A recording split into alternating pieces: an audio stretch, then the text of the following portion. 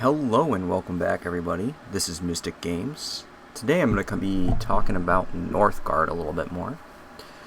I have a few more videos I want to do on this game. I want to talk about combat units today, and I'm also thinking about food, efficiency, and stone and iron, which I'll probably do in my next video together as one as resource video. But today we're talking the warrior, we're talking the shield bearer, we're talking the axe thrower. Essentially we're talking those three, but I do have the other military units up top as well, as you guys can see on my tabs.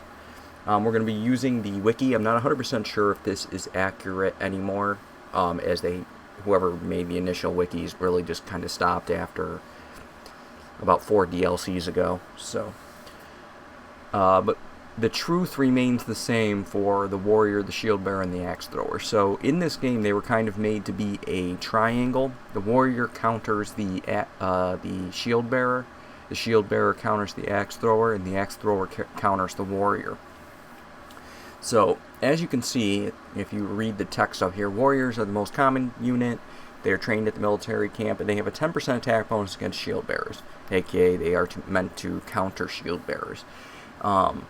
They are probably the most diverse unit because they can actually get a charge as their upgrade, which then makes them a lot better at rushing axe throwers as well, which makes them harder to counter for axe throwers, although they are still counterable, obviously, but a max amount of axe throwers will generally beat warriors simply because they won't make it to them in time. But they are much stronger once they get charged for axe throwers as well. So warriors is like your most common unit. You can get these in Conquest as like a bonus, as a starting bonus as well, which gives you an extra unit, which I talked about in my last video. It's super good. So now we're going to talk about the shield bearer. The shield bearer essentially counters the axe thrower.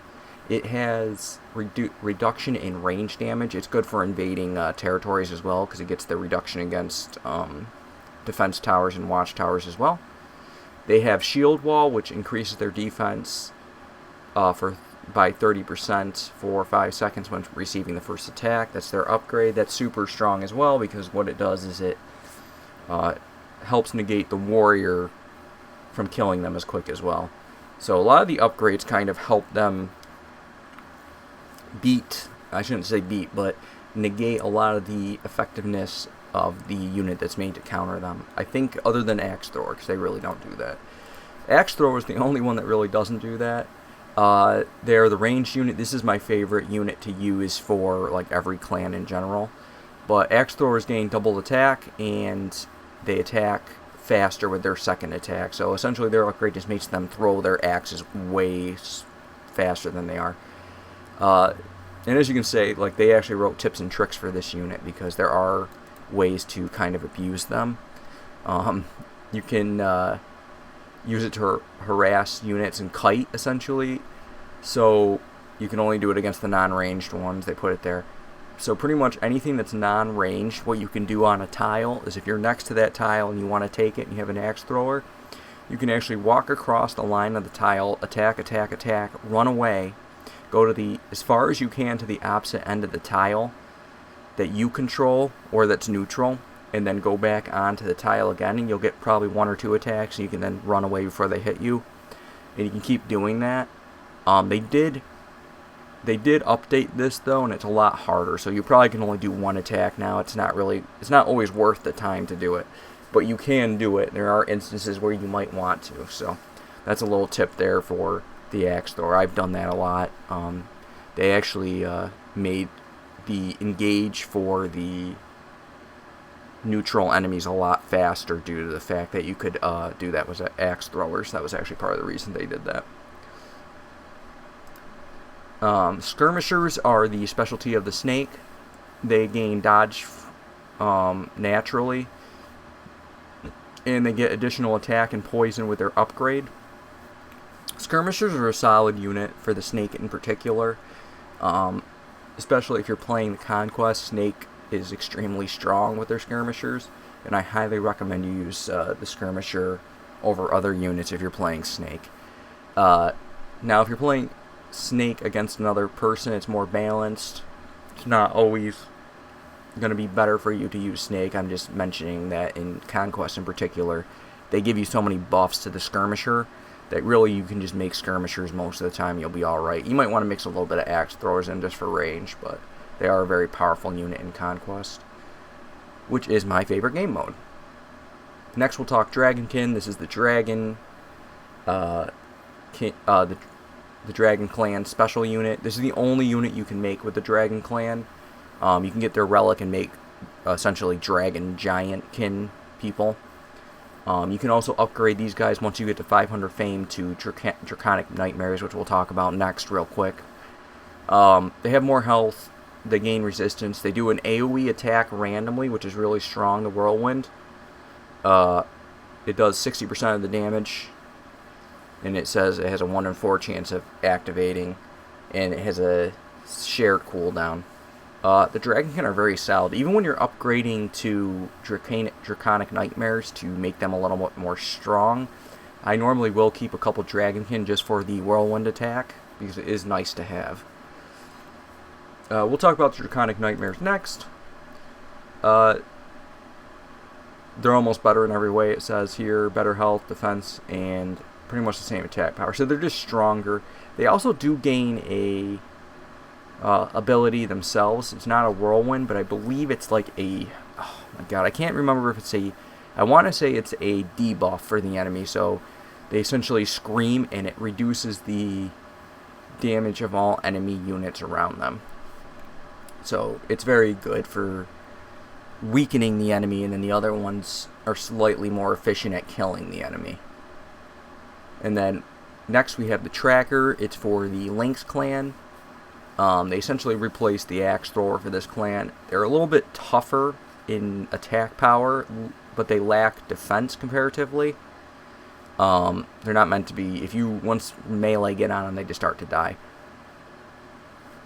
They have a chance to summon a spirit animal with their upgrade. They also have a unique military tree, the Lynx does, that you can upgrade your trackers to be even stronger.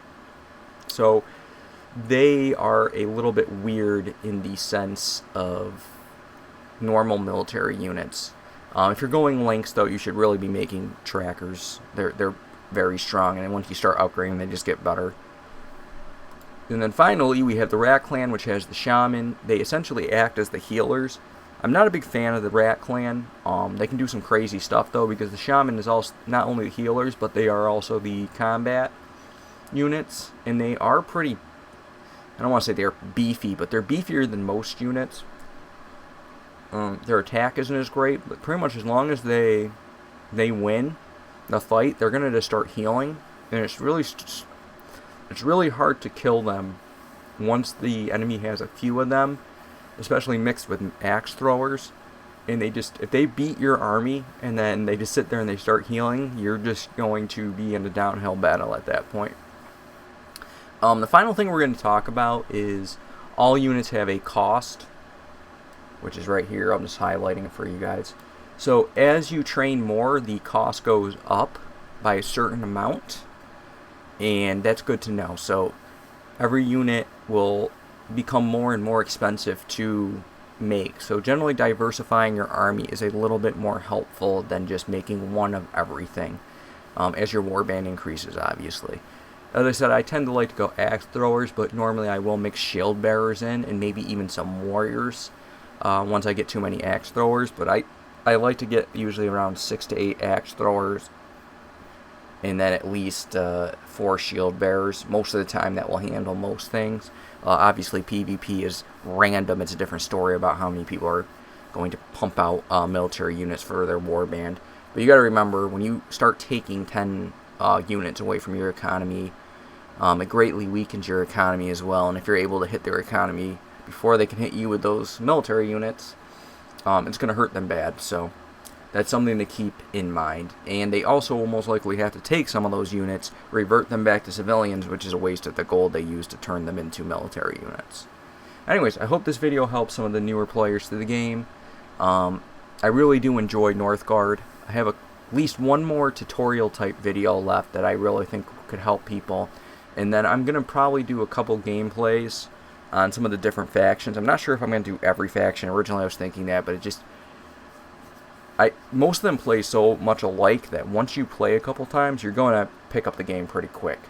They all have like a nice unique feature, especially the DLC factions, but even that's not so hard. I would argue that probably the Kraken is one of the harder ones to learn, because I feel like their balance of happiness, essentially is what it is very unique, and it kind of goes the same for Rat. So we'll see. Maybe I'll do those guys. Anyways, I hope you guys have a great day, and I will catch you in the next video. Later.